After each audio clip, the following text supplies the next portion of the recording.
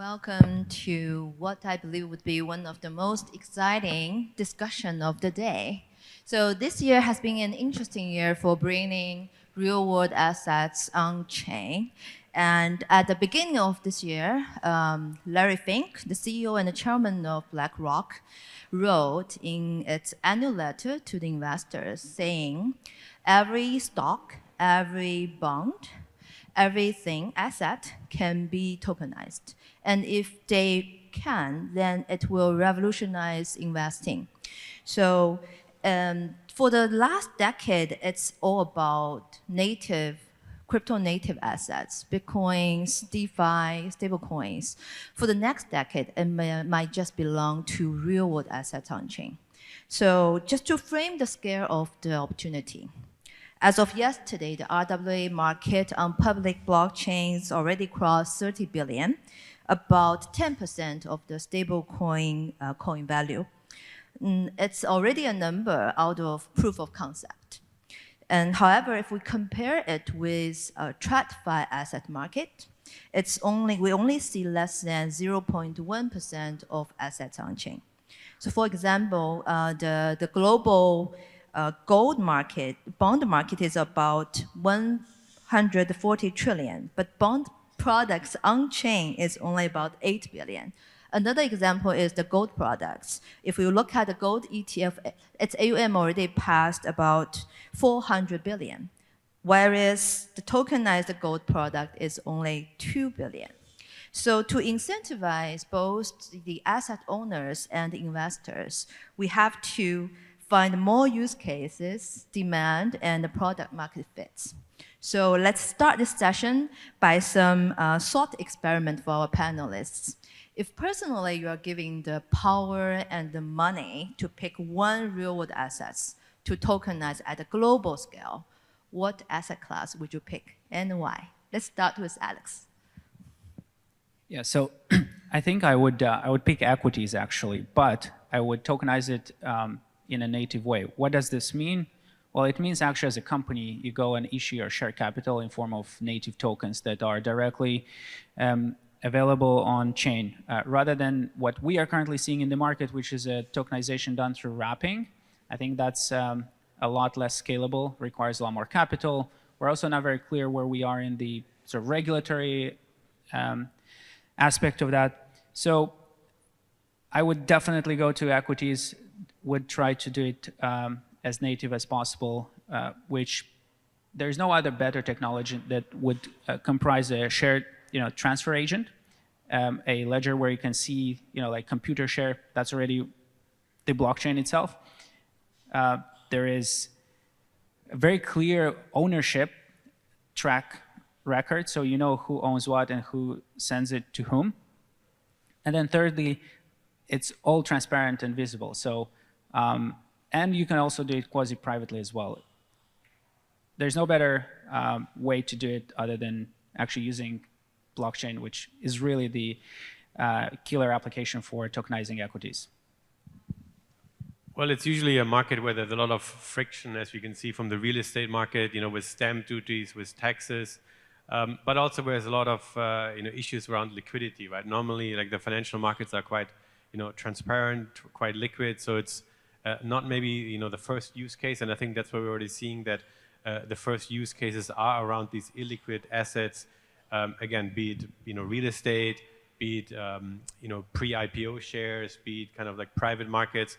And of course, here the main question is how do you really create liquidity in a market where there's not much liquidity?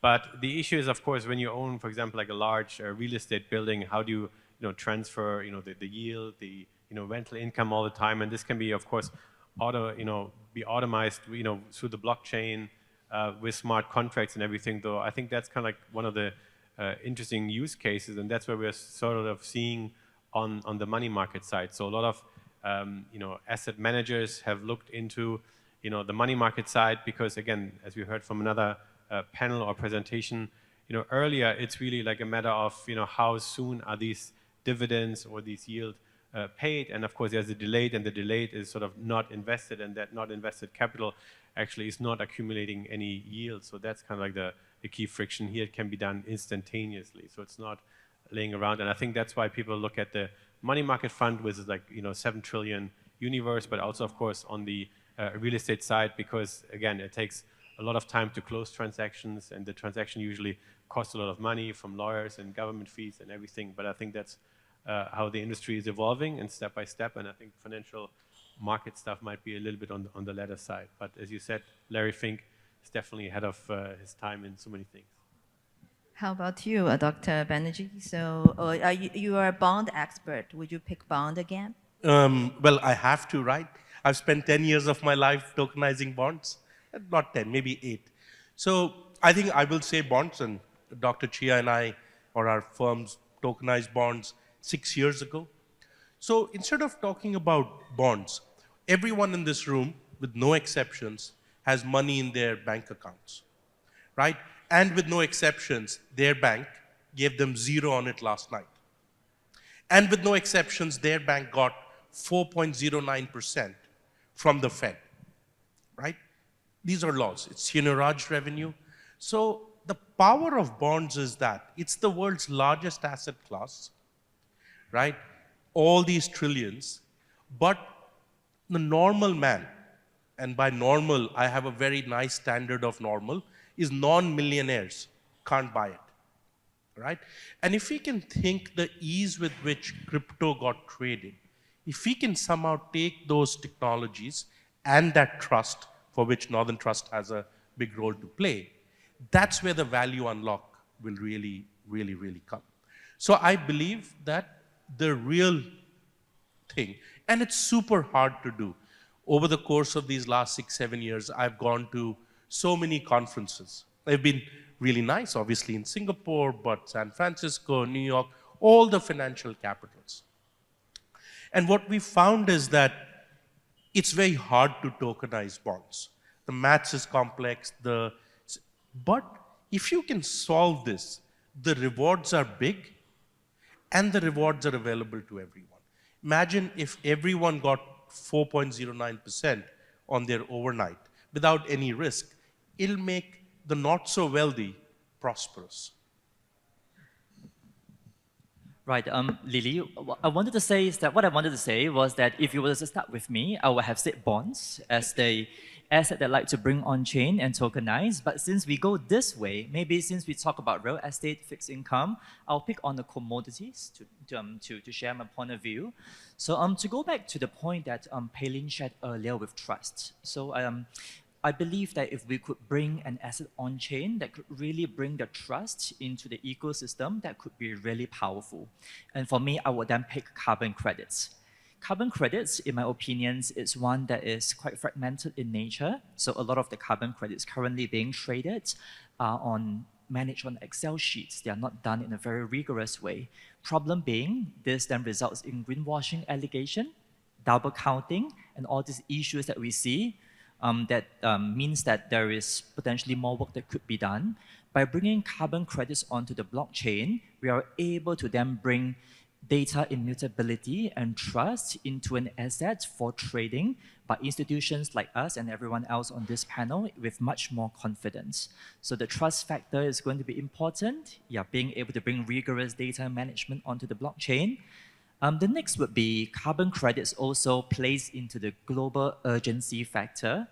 I'm not sure what you think about it, but I didn't remember Singapore to be so hot when I was growing up as a child. So to me, the whole topic of global warming is real. And the net zero targets set by many of the institutions is something that we like to work with them to deliver.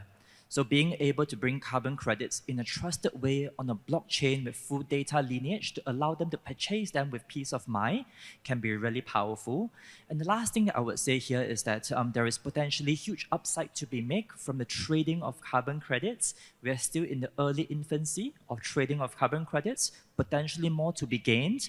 So if you can bring more trust and confidence, I'm sure more will come in to trade these assets.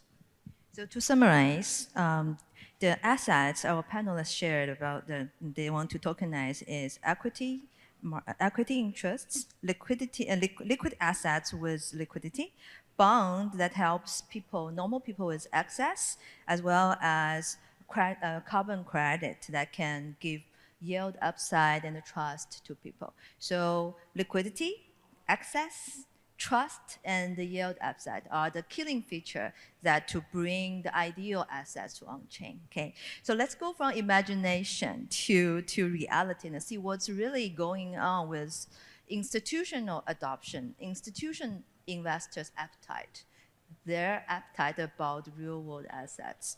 So we are very lucky to have such a powerhouse of panelists here, from investment firm to market researcher to innovator in bond market, as well as the industry infra layer for the industry. So can each of you share a use case that your institution is closely involved in, and most importantly, what value has it brought to the assets by going on chain?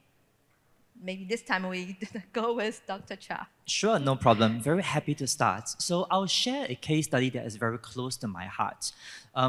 January this year, Northern Trust partnered with the National University of Singapore, NUS, and UOB to explore how can we bring the green bond reports that was of the green bonds issued by NUS onto the blockchain.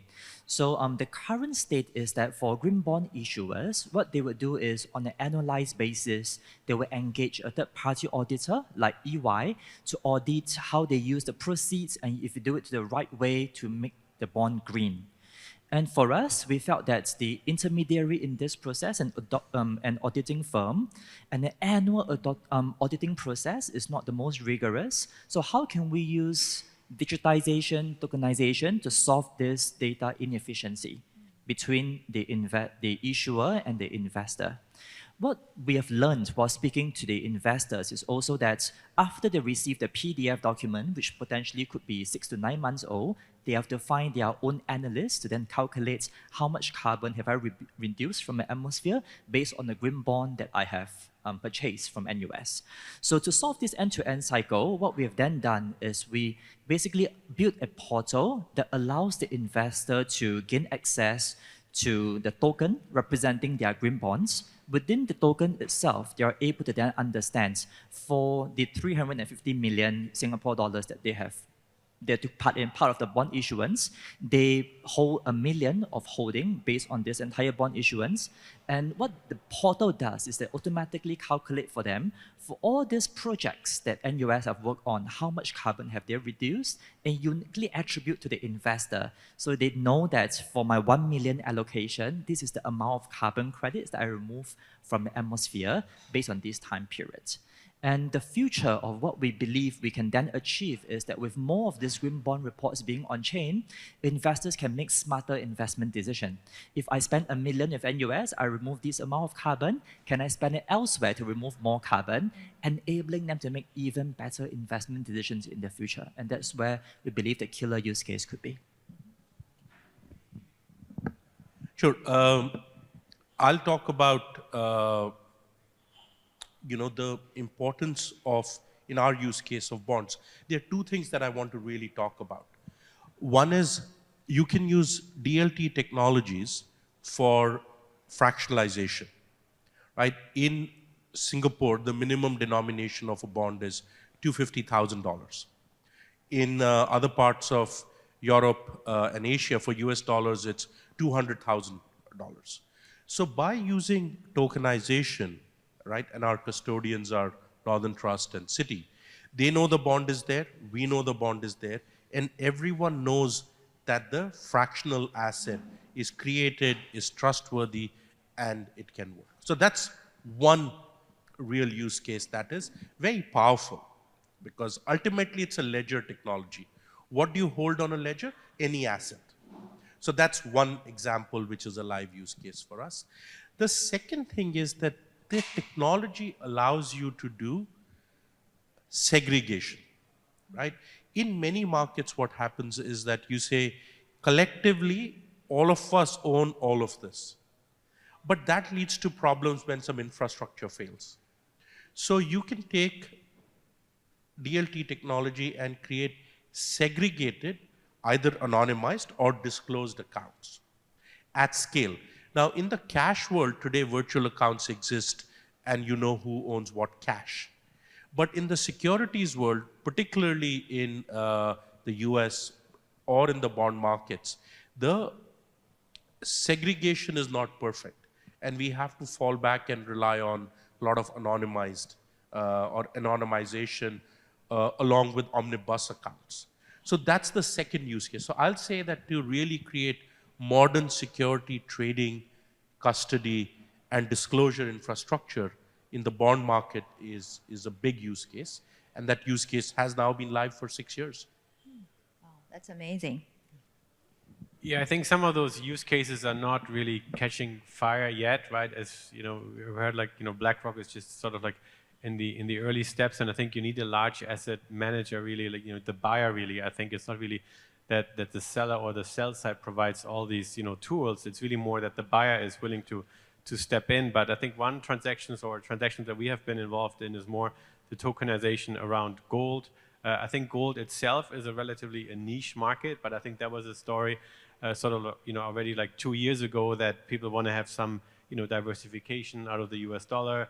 And of course, sending gold around from one continent to another is very cumbersome, right? A lot of the gold that the European central banks have is stored in the US. So where do you store it if it's really there, right? Even I think the U.S. government is like questioning it if the gold is really all there. So I think that's something that with the commoditization of this kind of tokenized tools really, I think that's going to be a big step. But it's really multi-layers. It's just I think everybody has been working on I think the big price of like some real estate or some bonds, but I think everybody's working on some niche markets first because that's where the buyer has an interest, and that's where the buyers are. And I think, we heard this already that the gold tokenization has increased, right? A lot of the gold that is tokenized is from from Tether.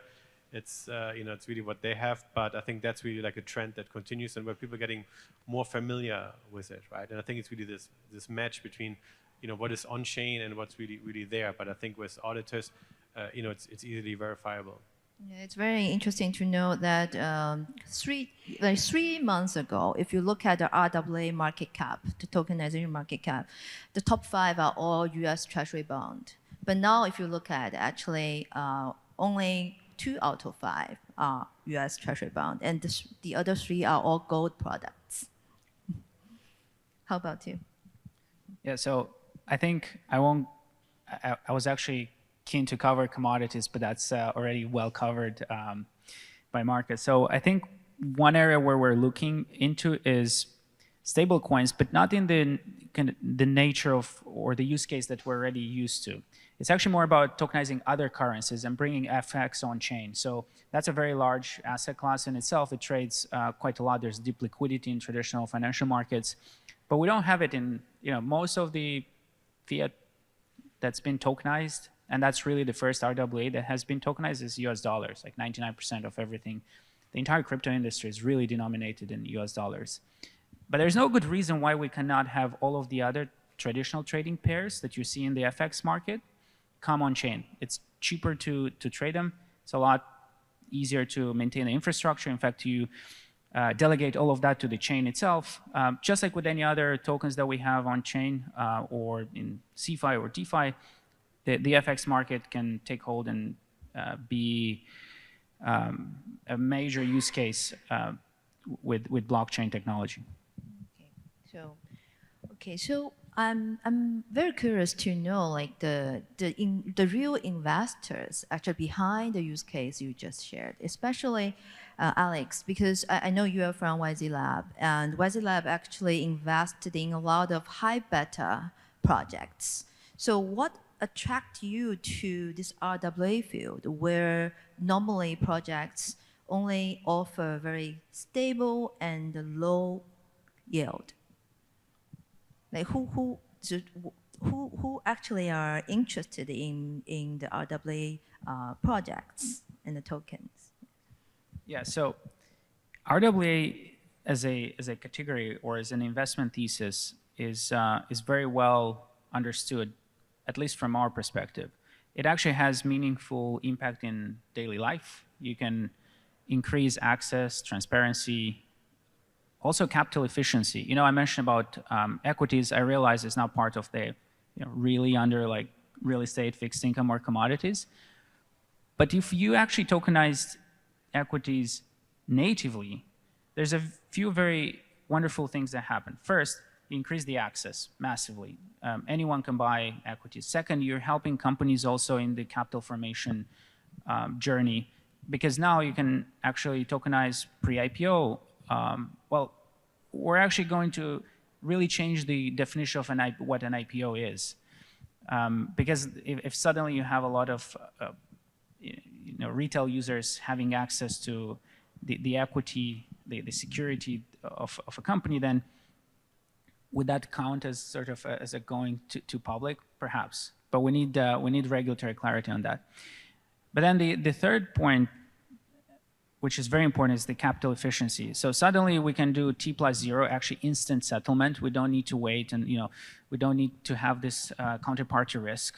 Everything is transparent. We don't have to lock up additional capital in order to make sure things clear. In different markets, there's T+1, T+2, other markets clear T+3. That is super capital inefficient, and there's no reason why we cannot use the latest technology that blockchain offers in order to completely solve that problem. Okay, so the investors you represent actually not only care about the yield, but also the capital efficiency and access. Yeah, if we cut the cost, actually that cost savings comes back as yield into the market. So in a way, we're getting both, cost cutting and additional yield. Okay, so how about you, Marcus? So what do you feel is the investors' appetite? Do you think like RWA projects, the other RWA projects you know about, are they attracting family office? Like what kind of institutional investor or some retail investor also interested in it? People from Europe? Yeah, I think we need to sort of break down the investor into two categories, right? So the one are the existing investors, the institutions which have large capital. So of course, buying a commercial real estate building, takes potentially hundreds of millions of dollars. So it's really like large institutions who can only do this.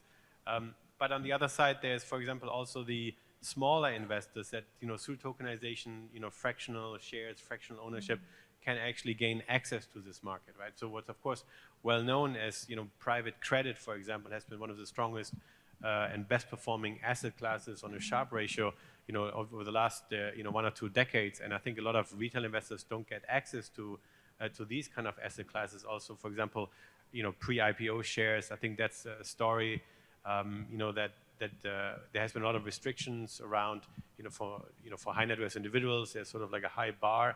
And I think here it's really like also the difference is that through tokenization, there can be new investors joining because suddenly the fractional ownership really allows people to step into this market, diversifies the portfolio, but also for existing investors to be more, act faster, T+0 instant settlement, to cut out, a lot of the costs and the frictions, cut out a lot of the, sort of the middle and back office type. So I think these are like the two kind of avenues we are going, and I think there's something for each investor and for each type of investor. Really, that's interesting. And I think it really depends on the asset class, but I think there's only advantages really around tokenization because it just will bring in more people and allows more people to transact in the assets that they really want to transact in. Dr. Banerjee, I noticed the slogan for BondbloX, the organization we represent, says you are the first fractional bond exchange in the market. So I'm very curious also to know what kind of investor are actually trading on your platform. Are they locally from Singapore, or actually more investors from global markets? And are they retail investors, institutional investors? Because usually you talk about market access, like product access, but usually institutional investors are one with better access. But the retail ones, like especially from developing countries, they are the one with no access to the bond yield. Lily, first time, as I came in, I must share our conversation. Lily said, Rahul, you're not really into digital assets, right, as a company? Because if you go through our website, you will find it hard to find the video webinar between us discussing digital assets. Here's the evolution. And this is a very important evolution. 6 years ago, I would sit on panel discussions and talk about vision. Can we create better markets? Can we do this? There is no reason, borrow your words, that equities can't be on chain.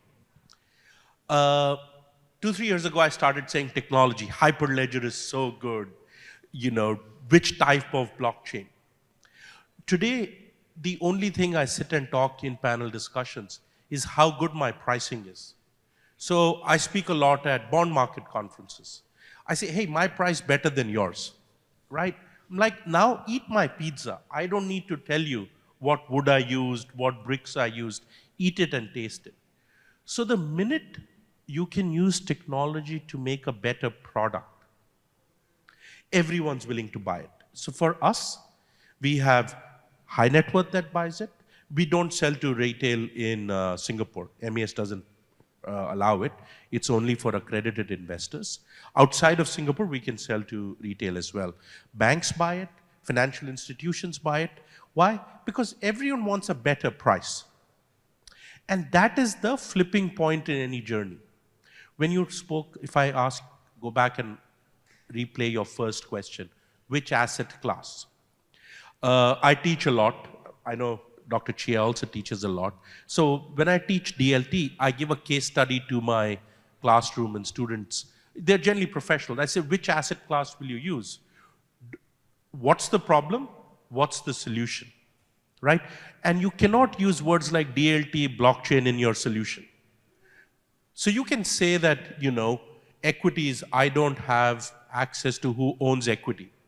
I will say, go to Bloomberg, type the HDS function, and you'll know exactly who owns a stock. There is no problem of ownership access in equities. So the more you go into the product itself, the better it is. So it has been a 6-year evolution. So today, institutions buy it, banks buy it, individuals buy it, and they buy our product in competition with traditional finance. So they could say, Rahul, what's the bond price for a HDB or a Vedanta or a US Treasury on your platform? What is it on UBS's platform? If ours is better, they will buy through us. So that's the evolution. When you get really good, the market opens up. Dr. Cha, so you talk about the green bond projects, right? So how many investors are behind this project? Are they entering into this project because they really care about data inefficiency? Right. So if you go back to the earlier project that I articulated, the main type of clients that we are looking at are the asset managers. Currently, the bonds issued by NUS are purchased by institutional investors primarily based in Singapore. But with tokenization and greater data efficiency, what we are hoping to do is to improve the investor footprints of the assets, allowing investors from other markets with the right interest to come in to purchase the Singapore dollar denominated bonds. The reason being, for example, we maintain an active presence in Australia. In Australia, the institutional investors, some of the asset managers have established a net zero target for themselves by 2030. And because they have set up a relatively high bar for the net zero targets, the regulators are now looking at them to scrutinize the type of investment that they are making. If you are saying that you are going to be net zero by 2030, have you slowly moved away from pollutive industries into greener asset class so that not only Scope 1 and Scope 2 emissions, you get to net zero, Scope 3 as well, what you invest into can be net zero. So the green assets that we have, the carbon credits that the bond can generate will be very useful for these investors with active net zero targets to help them move their Scope 3 emissions from, let's say, coal mines, pollutive industries into green industries that could help them reduce their footprints. So Australia, for example, is a key market that we can then potentially sell these green bonds to, but also other markets like Hong Kong, for example. So there are various ways that we are currently exploring, but I think one of the barriers that we're seeing right now is that the regulations and policies across some of these markets still needs to be harmonized. So it's a bit of a work in progress. We are creating the product and the asset to enable that to happen when the policy is in place. So from the use cases and the investor appetite our panelists share about, I think I'm now more confident that this already go beyond proof of concept. But I'm still not satisfied with the liquidity. What is happening with the liquidity in terms of RWA market? Is it regulation, fragmented venues, lack of market makers, or just there's not enough demand? What's your view? Well, so just let me start first, and I know that I've only got a short period of time, so I'll make this quick. But 2 weeks back, I was at the inclusion conference at the BAN in Shanghai, and I was with the Hong Kong regulator, and there were a couple of points that they picked up. So right now, if you purchase a tokenized assets, you buy it directly from the issuer, but there is a lack of a secondary market for you to then resell these assets to. So if you talk about why is there a lack of liquidity because a secondary market doesn't exist today, they don't really see the point in investing in a tokenized assets today. So there's no one to sell to, right? So can we build these secondary markets? A lot of this is dependent on the right policy to be in place to enable that to happen. So policy is definitely an important factor within here. So in Hong Kong market, for example, we need the right policies to be in place. For us, we are a US bank. So for carbon credits marketplace that we currently run, we are building more financialized use cases. What can you do with the assets becomes then important. Can you collateralize it? Can you do borrowing against it? More use case needs to emerge before people would then say, I will raise hand and buy a tokenized carbon credit from Northern Trust. I think Dr. Chia's point is the most important one. A place where you can see things but not buy them is called a museum, right? And a lot of us have worked on these POC projects where, you know, it doesn't trade. And if it doesn't trade, no one wants to buy it. Just as a joke, and I hope none of this audience is in that, someone offered me to buy a whiskey cask in fractional tokenized form.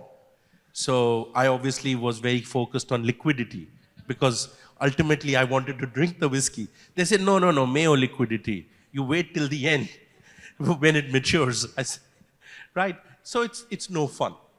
And on the bond tokenization, we've had about 200 bonds that have been tokenized. And because it's my exchange, every day we trade. So every day we trade more bonds in blockchain than the rest of the world trades in a month, right? And but it's hard to get there. And that's when the institutional comes, that's when your price goes. But this is an evolution. Within 3 years, 4 years, when we sit here, most of these RWAs that we are talking of will have good liquidity on chain. And I think the main building block there is the custodians. Because custodians are the bridge between the real world assets and the real world, right? So that's, I think, we will find a lot more action on the secondary side. But remember, without liquidity, markets don't grow. Yeah, as always, it really depends on the buyer when the buyer steps in, right? When we look at, the last major theme, which was ESG, it really took off when, again, Larry Fink wrote about it, 10 years ago or something, right? And then it really escalated from there. And I think that, he wrote in this year's letter about it. I think it's just another step. And I think that's, another example here is, for example, that, in the crypto options market, it used to be Deribit is has the largest option volume, but apparently it's now the BlackRock IBIT, Bitcoin ETF that is actually has larger open interest than some of the Deribit contracts. So I think we're seeing this already when the buyer really engages in the market and really drives this market. So I think it might be that we have seen over the last couple of years really a lot of the use cases. People have tried it out. People have proven that it works. People have done a lot of work in the background. The regulator has done the work. And as we know, for example, Hong Kong has been active. Singapore has been active. It's just really a matter of now when the big buyer says, let's turn this on. And I think that's when the market will take off. Yeah, I agree with everything that my colleagues on the panel said. Yeah, demand and real, genuine willingness to buy these products actually is what drives the use case. And we started off with, stable coins, which again, that was the very first type of RWA in that sense, had a lot of demand, and then it follows there from like on the path of least resistance down the demand curve. Okay, we're running out of time. To summarize our session today, we discussed the best assets for tokenization, the profile of buyers, as well as the bottleneck holding liquidity back. So, but we are now confident that RWA is not just the incremental changes, but it has great potential to be generational shift. So thank you all our panelists and to bring us your insight, and thank you all for being here to bring energy to the room. Thank you.